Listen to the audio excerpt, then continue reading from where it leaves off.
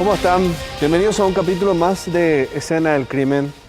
Y me estoy fijando que a medida que pasa el tiempo uno se da cuenta que en la historia criminal de nuestro país hay verdaderos hechos criminales que marcaron muy profundamente las heridas de una sociedad.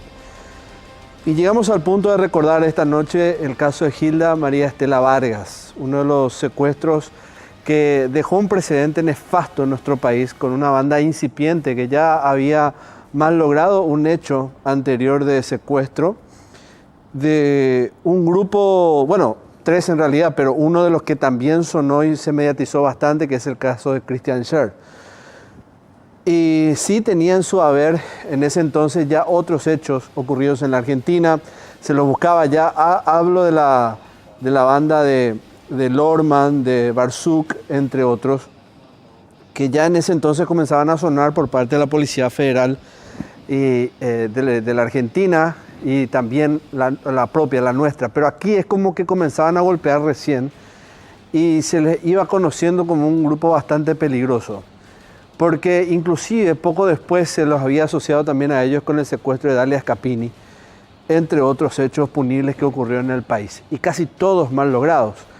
Una banda que al parecer no, hasta va a parecer mal lo que voy a decir, pero no la pegaban una. Por un lado, afortunadamente, por el otro lado, desdichadamente, porque sus víctimas fallecieron. Y en muchos de los casos no se sabe absolutamente cómo fue que ocurrió, cómo es que murieron estas personas. Hoy vamos a recordar a Gilda María Estela Vargas, una mujer que ya superaba los 60 años cuando todo esto había ocurrido. Me estoy remontando al año 2003.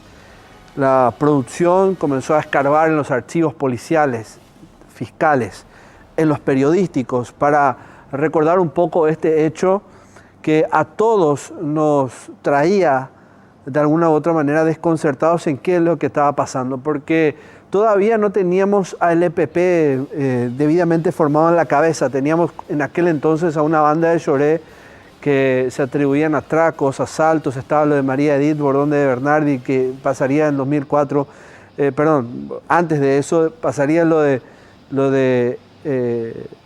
caso de Cecilia Cubas posteriormente a esto, y uno no entendía muy bien lo que estaba pasando. ¿Será que fueron ellos? Se decía en aquel entonces, lo recuerdo así vagamente, pero se tenía como hipótesis. Pero cuando comenzaban a desprenderse los primeros datos y quienes presuntamente estaban implicados, esto comenzaba a tomar ribetes de que realmente era otro grupo el que lo había asestado. Uno diría, ¿y cómo fue que lo hicieron en una zona tan segura como el Yat? Porque era un sector bastante seguro, una de las tantas incógnitas que va a quedar ahí suspendida, y más aún teniendo en cuenta a que personas del propio entorno de esta mujer estaban inmiscuidos en el grupo criminal. Vamos a conocer detalles de la víctima, los victimarios, al menos de los dos que quedaron procesados en aquel entonces en Perfiles.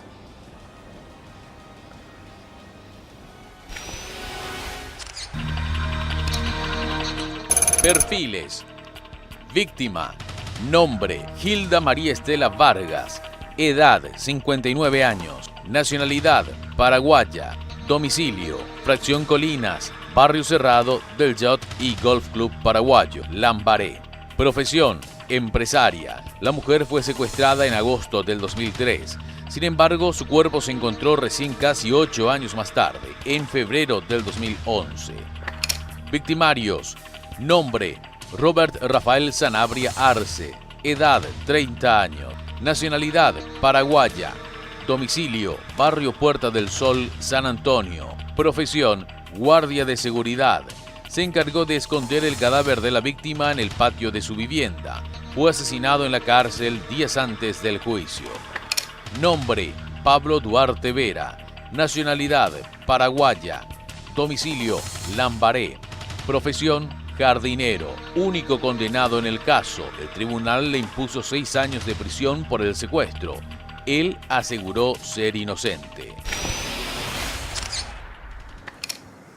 Bueno, hacía más o menos frío en ese agosto, el 28, ya se estaba terminando este mes de agosto del año 2003, cuando Gilda Estela Vargas tenía las visitas relativas de su hija en ese entonces. Prácticamente ella andaba sola, era una mujer de mucho dinero, mucho poder adquisitivo, tenía propiedades, una mujer que hizo las cosas en su juventud que le permitió a esta empresaria manejar un caudal importante de plata y con ello lastimosamente hacerse un blanco codiciado para los delincuentes.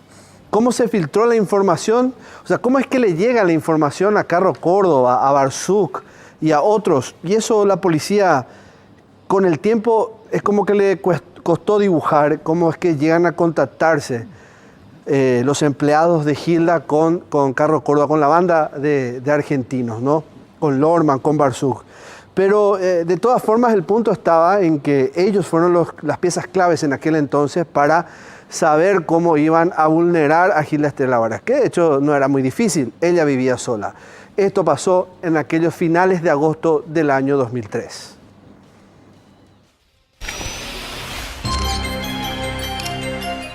¿Qué pasó?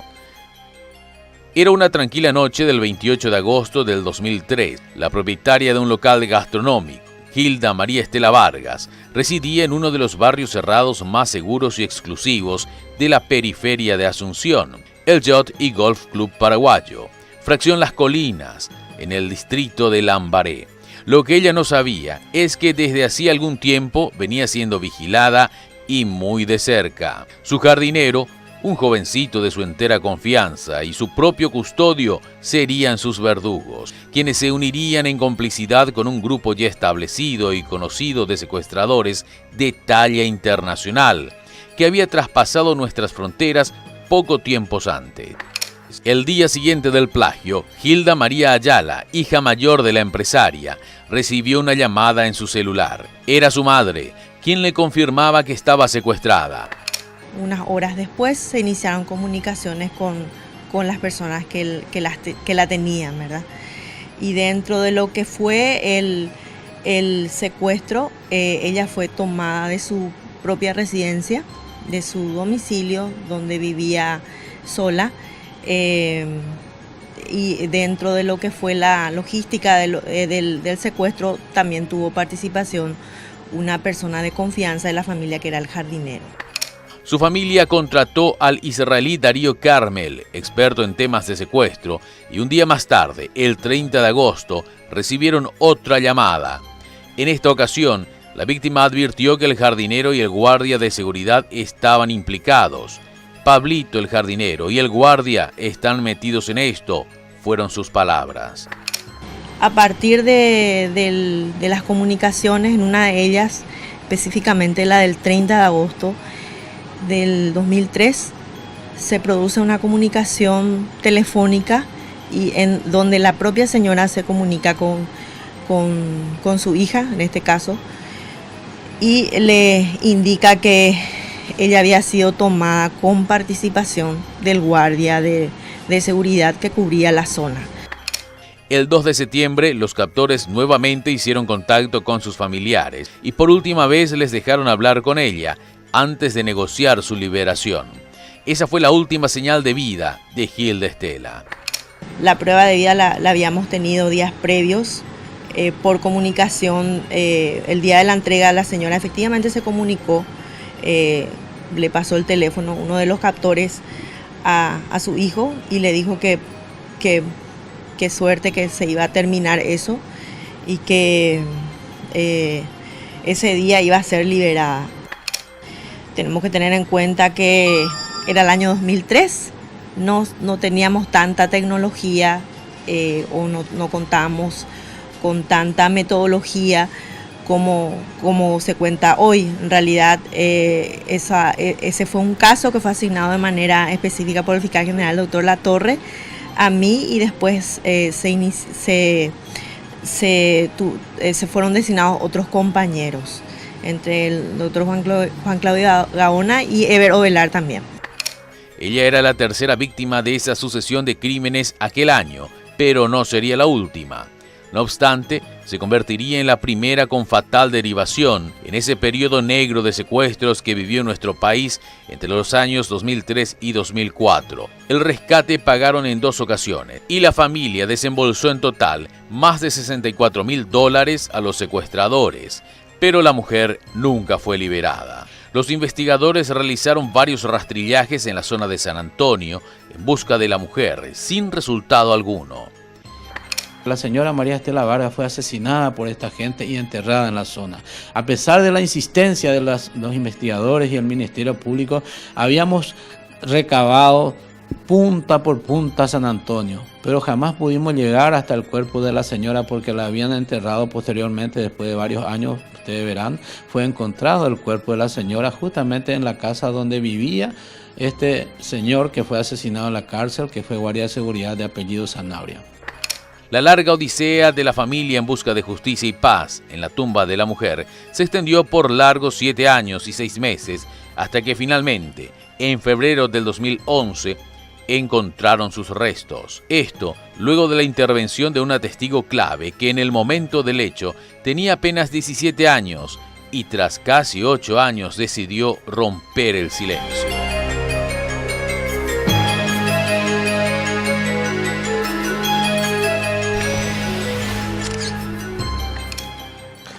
Bueno, ustedes ya escuchaban que pasó muchísimo para que encontrarse en el cuerpo de Gilda Estela Vargas. De hecho, lo que quedaba de él, como estaba enterrado, el paso del tiempo y otros factores hicieron que solo queden restos óseos, que en heridas que hablan, básicamente entramos a contar, a relatar eso, porque no hubo mucho que se pudiera hacer para determinar las verdaderas causas de muerte, teniendo en cuenta a que no habían tejidos blandos, que no habían órganos para ser examinados y ver si, por ejemplo, su muerte obedeció a un cuadro clínico, ¿verdad? Fue una muerte natural, o pudo haber sido con la ingesta de un fármaco o envenenada. Es decir, eso no se pudo determinar porque no había forma de determinar o con qué determinar. Y amén de eso, había que tener en cuenta, y lo recuerdo bien, de aquel entonces, que Gilda Estela Vargas era una mujer ya de 60 y pico de edad, que consumía medicamentos, que tenía una rutina de medicamentos que consumir, y cuando la tomaron, cuando la secuestraron, no llevaron ese paquete de medicamentos. Y además de eso, teniendo en cuenta a que la mujer tenía un régimen muy estricto de su salud, no podía descuidar justamente la ingesta de esos medicamentos. ¿Qué hubiese pasado si la no ingesta de ellos fue lo que desembocó en algún tipo de descompensación que le llevara a la muerte? Es tan solo una hipótesis que quizás jamás pudiéramos develar por la forma en que encontraron los restos. Heridas que hablan.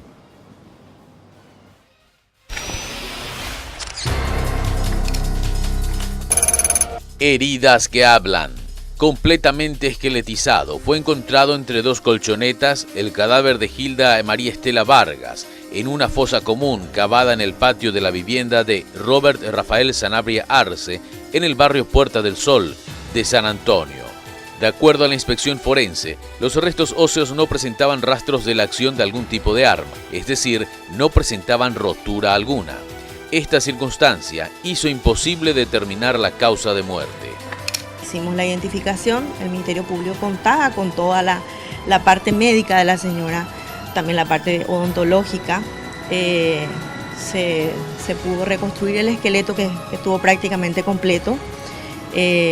No se pudo identificar la causa de la muerte por el transcurso del tiempo pasado, y también porque hay que tener en cuenta que la misma fue enterrada así, sin ningún tipo de protocolo, directamente bajo la tierra. Y la humedad causa sus efectos con el paso del tiempo. Entonces no fue identificada la causa de muerte,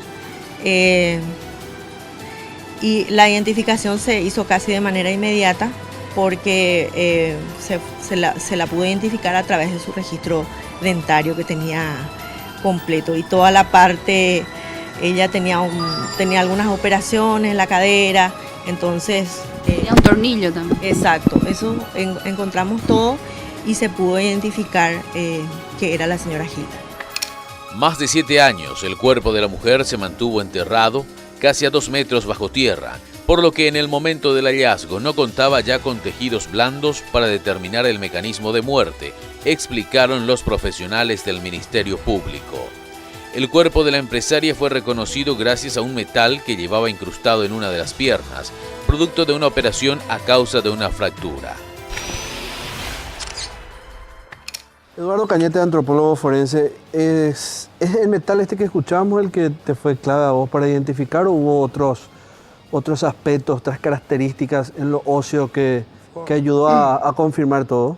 Fue un caso excepcional porque tenía registros dentales, médicos y además de una descripción física clara de la persona. Entonces coincidieron todos los registros dentales, la descripción bucal perfectamente.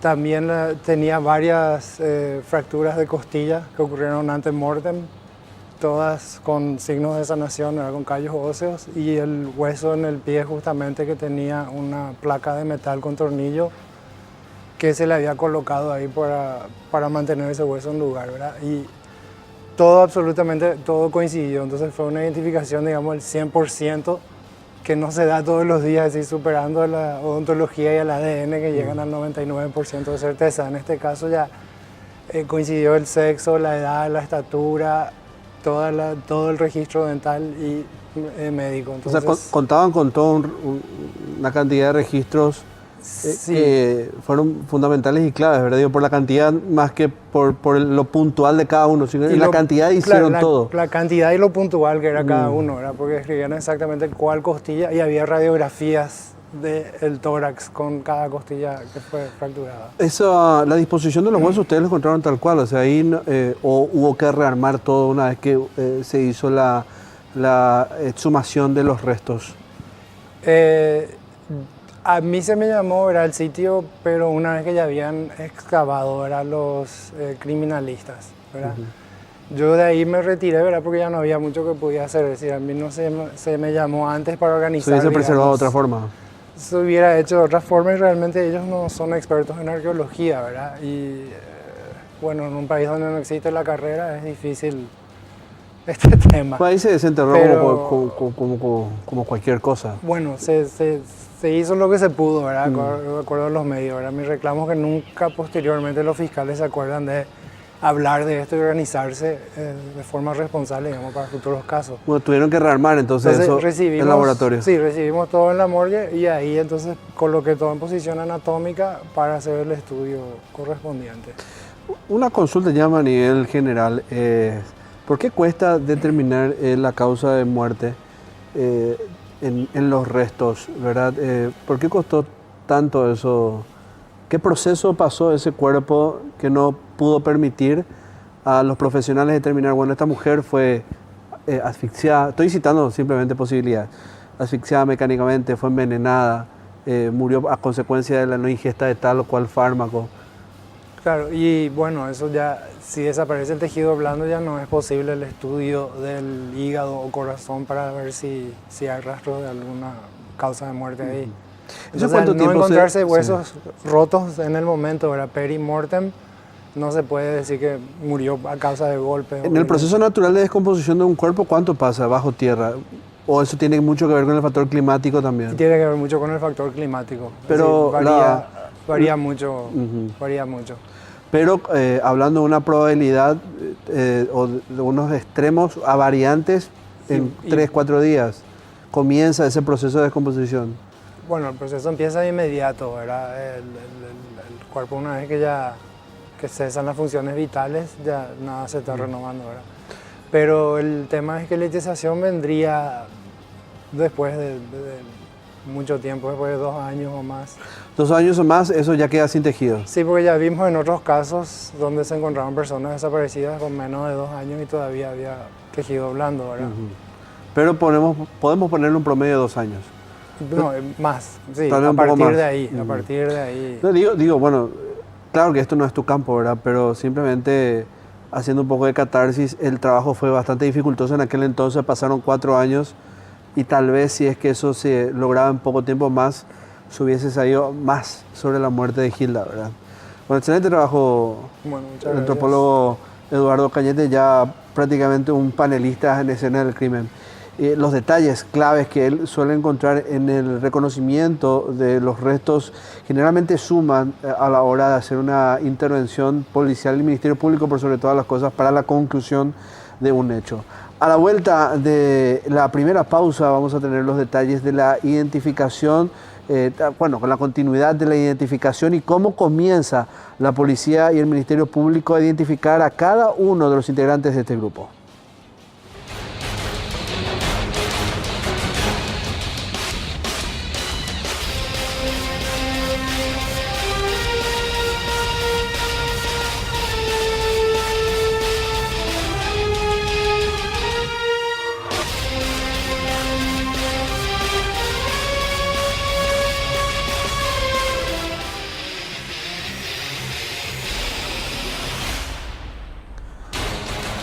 ...28 de agosto del año 2003, Hilda Estela Vargas, una empresaria de más de 60 años, fue secuestrada por un grupo donde también colaboraron dos de sus empleados, un guardia y un jardinero.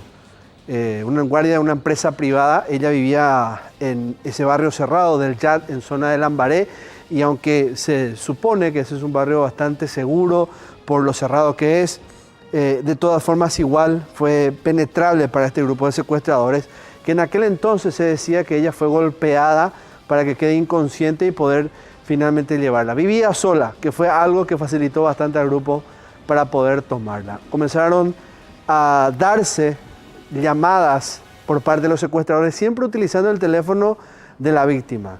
La familia contrató a un israelí, a un investigador israelí, para que haga de negociador, pero no rindieron sus frutos. Inclusive hubo pagos infructuosos, algunos que ni se sabe, montos.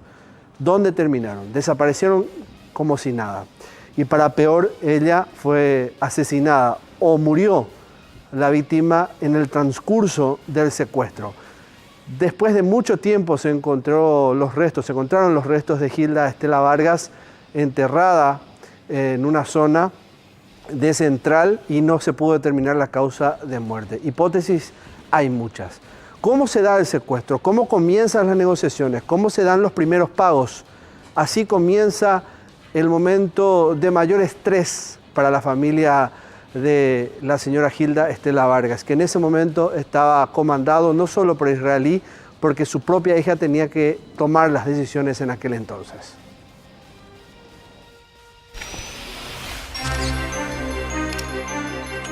El secuestro.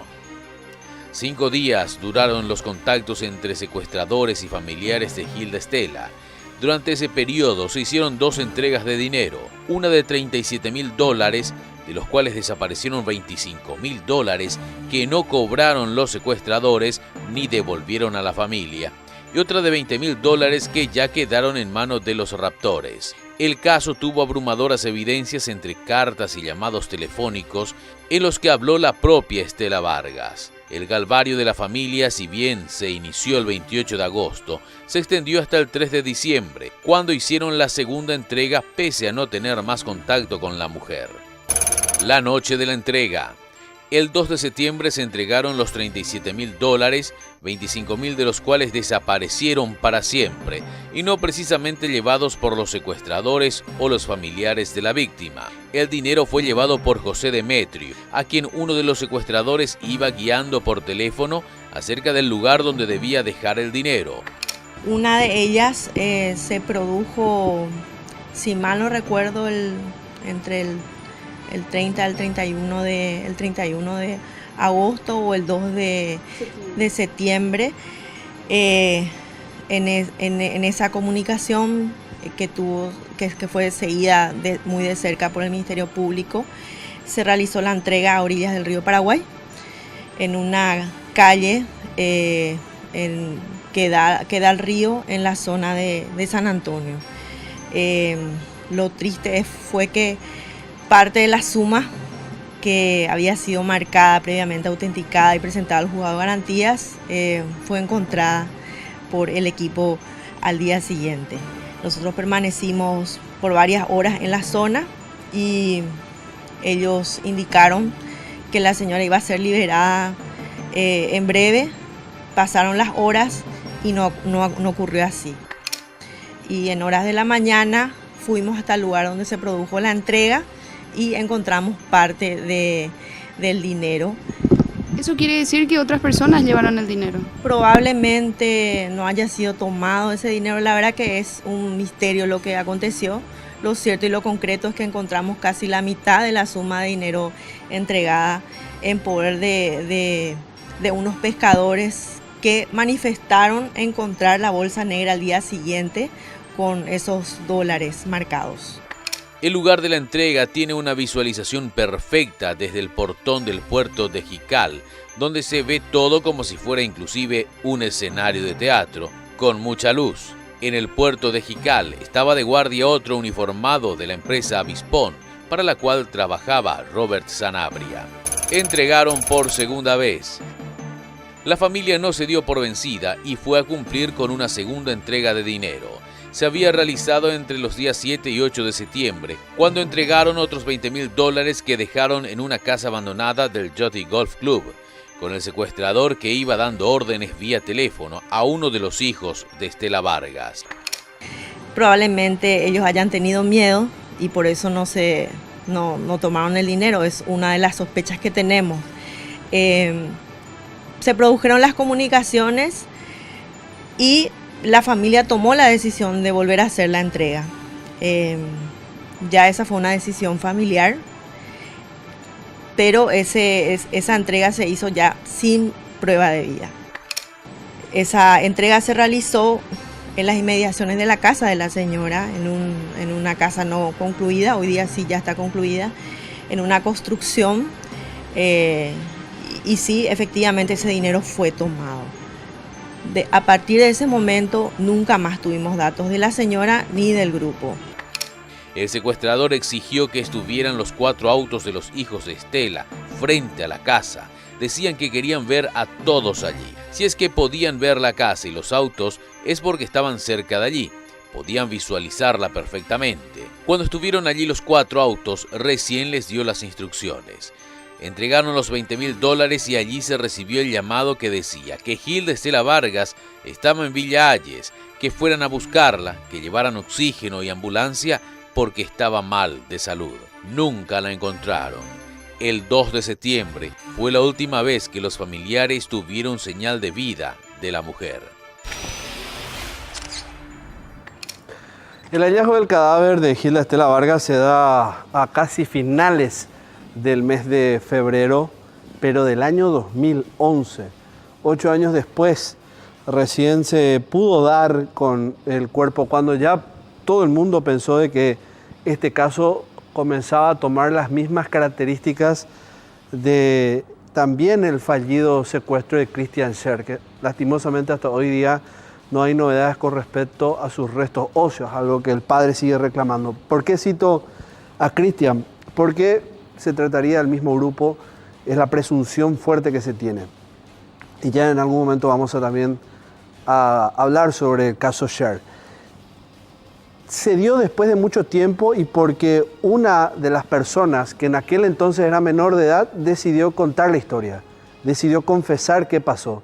Ella tenía información clave, dio más o menos la zona donde estaba y donde había ocurrido.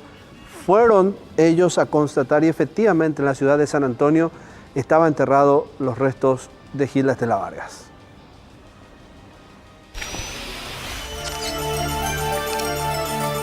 El hallazgo del cuerpo. Eran las 9 de la mañana del lunes 21 de febrero del 2011, cuando una comitiva fiscal y policial llegó hasta la vivienda ubicada en el barrio Puerta del Sol de San Antonio, donde años atrás vivía Robert Rafael Sanabria Arce con su mujer y sus 2 hijos. Allí, luego de 7 años y 6 meses, finalmente se encontrarían los restos de Hilda María Estela Vargas.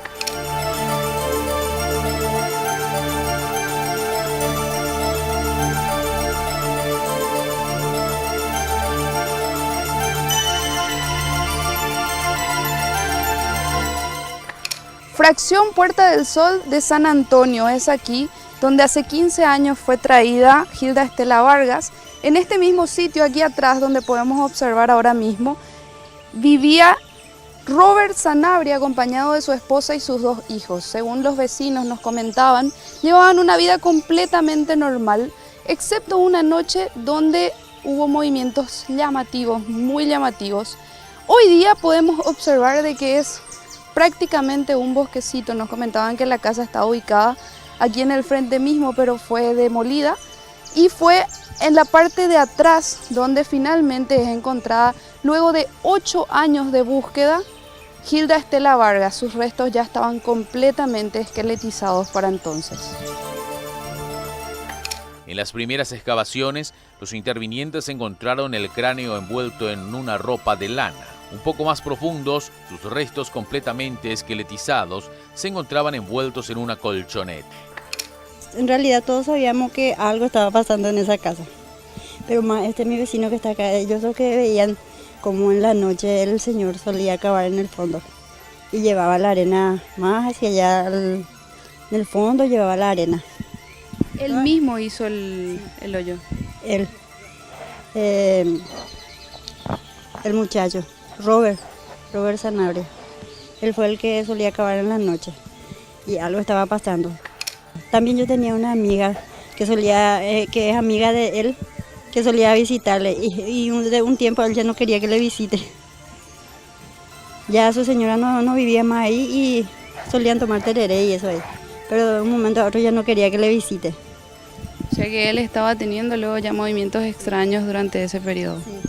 Ya estaba ocurriendo algo ahí, pero en ese momento no había sospecha, ya luego sí ya hubo, cuando empezó a cavar en la noche. En la misma fosa fueron encontradas las prendas de vestir que llevaba puestas la mujer en el momento del plagio, su celular y su termo. La vivienda hoy día, que en su momento fue allanada también, no existe. Es un terreno, la zona cambió bastante. Realizamos las excavaciones y encontramos lo primero que salió fueron huesos sueltos y después con posterioridad una colchoneta donde estaban unas prendas de vestir, unos zapatos y un termo y un celular. ¿Eran todo propiedad de la víctima? De propiedad de la víctima. Para el hallazgo fue clave la declaración de una mujer de 24 años, quien relató que una de las cosas que más le llamó la atención fue la construcción de un pozo que según el hombre era un pozo ciego. Sin embargo, la familia tenía como baño una letrina. Pasaron los años, pasaron en realidad muchos años, casi 8 años después, y una persona se acercó a la fiscalía a través de un conocido de la familia y manifestó querer dar una información. Ella dijo que la señora, que ella había visto en la casa de uno de los guardias que había sido acusado por la fiscalía. O sea, la única persona que dijo fue eso, hoy día probablemente sea abogada, fue una estudiante de Derecho, que dijo que visitaba la zona porque tenía un familiar cerca de la vivienda del señor Robert Sanabria. Por temor también en ese momento los vecinos prácticamente no hablaban. Nadie quería meterse, pero tampoco no era joda. Ya estaba preso, vino ahí, le tenía una señora muerta en su casa, la que se había secuestrado. En realidad dicen que le trajeron viva y que por falta de medicamento falleció la señora ahí. Y ya cuando falleció lo que empezó a acabar ahí, lo que ya sospechaban eso. Pero antes no. O sea que ellos le tuvieron al menos unos días ahí. Así dicen. Esa era la versión que corría. Si no fue sino hasta 8 años después de que finalmente una de las vecinas decide romper el silencio. Y sí, porque dice que había mucho movimiento ya en ese lugar, o sea que en la noche había ruido y todas esas cosas y no le dejaba dormir. Y ellos decidieron contar. O sea que ellos, los vecinos de al lado, lo que vieron todo, como en la noche sacaban eso y el bulto que enterró y todo eso. Según la chica, además, un sábado de noche, hasta la casa llegaron 5 a 6 personas quienes bajaron un ropero que llamativamente lo volvieron a llevar al rato. Agregó además que la cómoda llegó junto a algunas bolsas en un camión de flete con la carrocería de madera y que Sanabria era acompañado permanentemente por su hermano. Esta persona que se acercó a la fiscalía dio datos con relación a unos movimientos que ella había visto en la zona de San Antonio, donde nosotros coincidía con el lugar donde la tenían a la señora por la ubicación de las celdas de su teléfono celular. Ella manifestó que habían movimientos que ella vio una madrugada, que se bajaba un roperito y luego que se levantaba el roperito. Entonces nosotros, el Ministerio Público, tomó la decisión de volver a verificar la zona donde ella indicó. Entonces se realizaron las excavaciones correspondientes y grande fue la sorpresa cuando efectivamente encontramos el cadáver de la señora Hilda, después de 8 años de búsqueda. Lorman, Carro Córdoba y Barzuk. Se escucharon varias veces estos apellidos a lo largo de la historia criminal también de nuestro país, post-2000, porque a ellos se les responsabiliza de muchos hechos criminales que ocurrieron, y principalmente los secuestros extorsivos. Y esta no es la excepción. Parte de su banda se fue desmantelando, aunque de ellos no mucho se pudo dar. Recién, hasta hace poco, dieron con uno de los cerebros de esta banda, pero en aquel entonces al menos solo unos pocos quedaron procesados.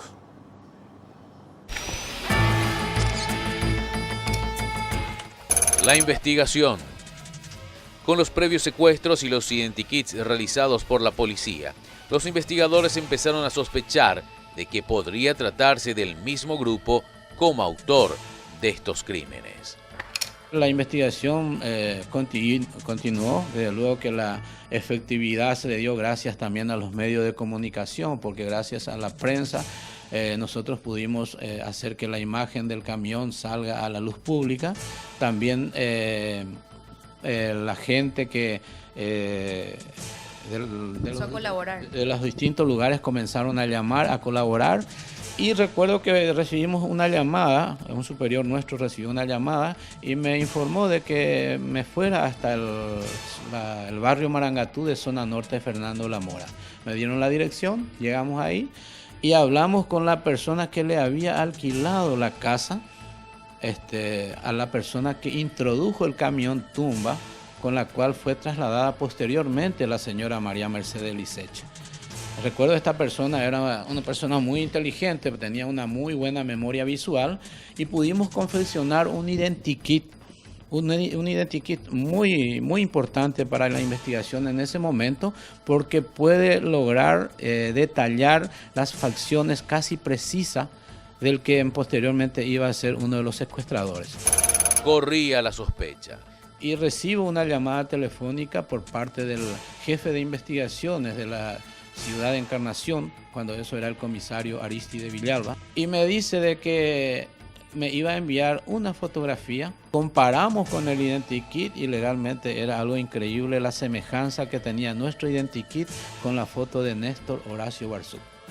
Y al lado de Néstor Horacio Barzuk estaba el otro sujeto que también era uno de los secuestradores, de nombre Gustavo Javier Maidana, que se hacía pasar por Gustavo Javier Ronco.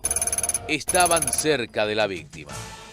Que nuestros secuestradores, según la información que pudimos obtener, también habían comprado una casa en el grupo habitacional que estaba en Lambaré. Esta casa fue habitada por estos secuestradores: Néstor Horacio Barzuk, Gustavo Javier Maidana, Lorman, Córdoba, el guardia y el jardinero. Víctima del secuestro por parte de estas personas, en complicidad ya con, vamos a decir, con ciudadanos nuestros paraguayos, donde en esa oportunidad, ustedes saben, estuvo complicado el jardinero y uno de los guardias de seguridad de apellido Sanabria.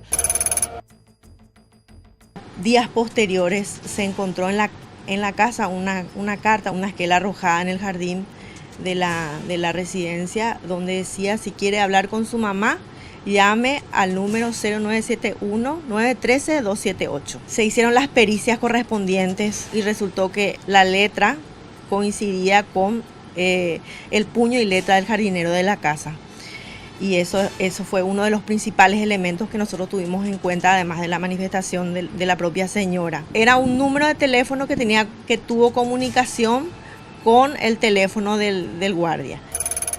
El gusano Menocchio, metido. Pero nosotros hemos informado todo al Ministerio Público que Luis César Menocchio en algún momento él manejaba el sistema de TV cable en la zona de Clorinda, República Argentina, y que posiblemente uno de sus socios comerciales habría sido el ex esposo de la señora María Estela Vargas.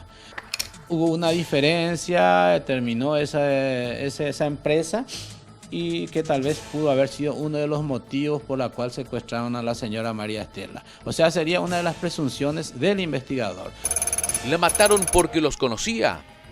La señora María Estela Vargas tal vez en algún momento hizo contacto con los secuestradores que vivían en el mismo lugar donde ella vivía, no en la misma casa, pero en ese predio, y que tal vez la señora María Estela Vargas en cierto momento pudo notar del movimiento o se enteró de la responsabilidad criminal de estos sujetos y motivo por la cual decidieron ellos hacer esto que hicieron con la señora María Estela Vargas. Hubo muchas leyendas, muchos mitos también. Lo cierto y lo concreto es que en su momento la Fiscalía procesó a 2 personas, una de ellas efectivamente el jardinero, el otro Robert Sanabria. Según los datos que tuvimos, todo el tiempo ella permaneció en la ciudad de San Antonio. Entonces, lo que sospechó el Ministerio Público fue que este secuestro fue organizado de manera no profesional, por gente no experta. Eran novatos prácticamente. Y probablemente sí. Tuvieron una oportunidad y trataron de hacerlo. Sí, vieron que la señora vivía sola en su domicilio, si bien su hijo vivía cerca, ella vivía sola en su residencia. Hablemos ahora de los secuestradores. Ustedes ya escuchaban a Néstor Sosa, un investigador policial del momento que estaba operando en aquel entonces el Departamento de Homicidios de la anteriormente llamado Departamento de Investigación de Delitos de la Policía Nacional, que tenía una jurisdicción amplia porque esto se iba ramificando por San Antonio, Lambaré, entre otros tantos lugares donde iba buscando la policía un poco los rastros de la policía, perdón, de los delincuentes. Cuando comienzan a saltar nuevamente esos nombres que les cité, esos apellidos, Barzuk, Carro Córdoba, Lorman, entre otros. Ellos, al parecer, estaban detrás del secuestro de Hilda Estela Vargas.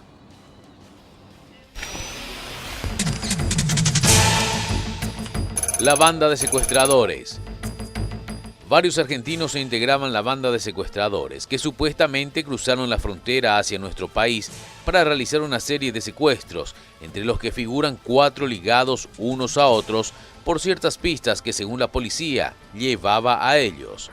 Estos sujetos planificaron, ¿verdad?, realizar los siguientes secuestros. El primero de ellos fue el de la señora María Ángela Martínez. Ustedes recordarán, la misma había ido para caminar en Ñuguazú y durante su caminata fue interceptada por estos sujetos, la abordaron en un vehículo y la llevaron a rumbo desconocido. Con la señora, gracias a Dios, no pasó a mayores, sí estuvo cautiva varios días, hasta entiendo que se pagó parte del rescate y posteriormente esta señora fue abandonada en el barrio Estanzuela de la ciudad de Fernando de la Mora. No pasó mucho tiempo, tuvimos otro secuestro ocurrido en el barrio Herrera, donde la víctima fue la señora María Mercedes Eliseche. Yo creo que la teleaudiencia recordará, dicha señora fue en una peluquería, que era donde se la asistía, y al bajar de su vehículo fue interceptada por estos marginales, quienes a punta de arma de fuego la forzaron y la subieron en un vehículo.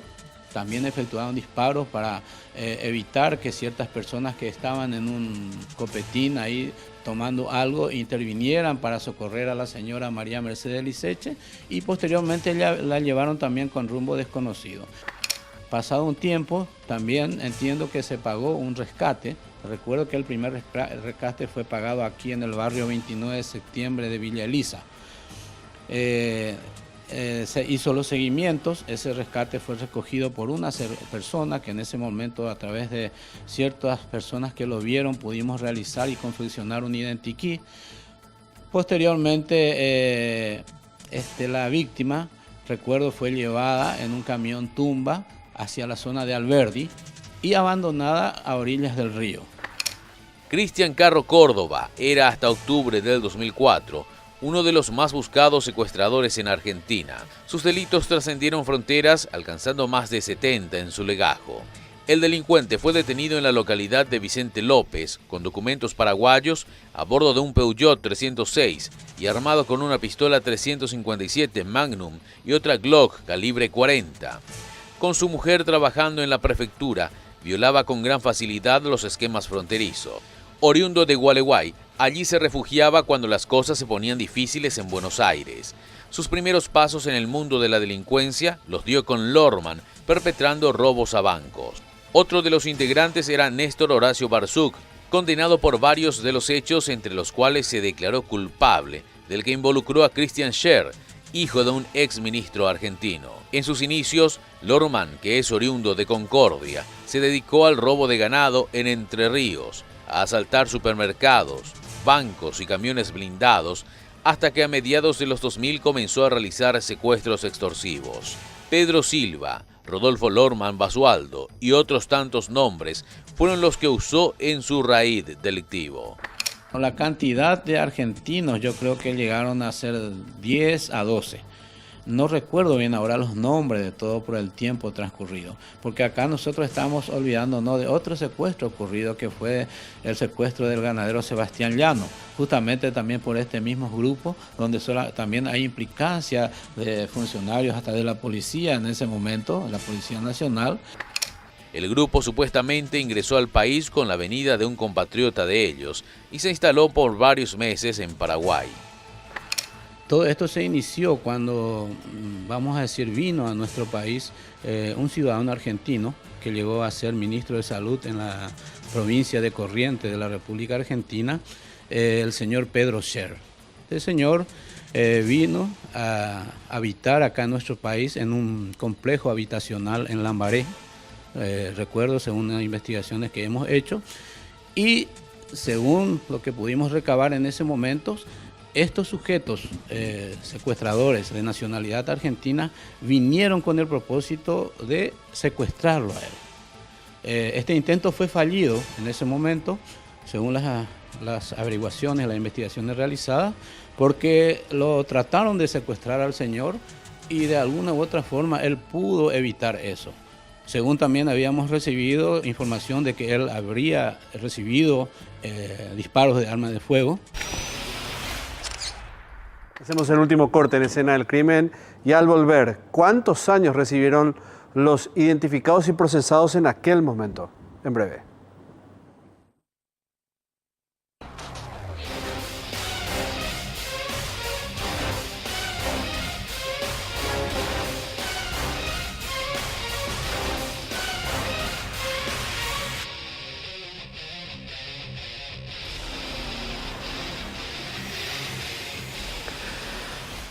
Robert Rafael Sanabria Arce y el jardinero de Gilda Estela Vargas fueron los condenados, o al menos los que iban a enfrentar juicio oral en aquel entonces por el secuestro de Gilda Estela Vargas. Pero a Sanabria lo asesinaron de 15 puñaladas en el barrio, pero en la cárcel del barrio Tacumbú, en la Penitenciaría Nacional de Varones.